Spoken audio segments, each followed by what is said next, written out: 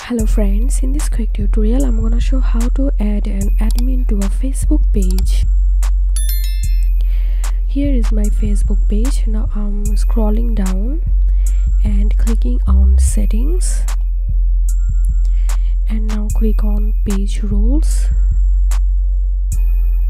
and scroll down. Then you will find assign a new page rule. Here you have to type your Facebook friend's name whom you want to make admin, like I'm typing here. So I'm selecting these friends from my Facebook and click here and select admin, and now click on add. And here you have to put your Facebook password, so I'm pasting my password, submit. And here we can see this admin status is pending now. He will receive a notification for admin. He will be the admin when he receives it. This is how we add an admin to a Facebook page.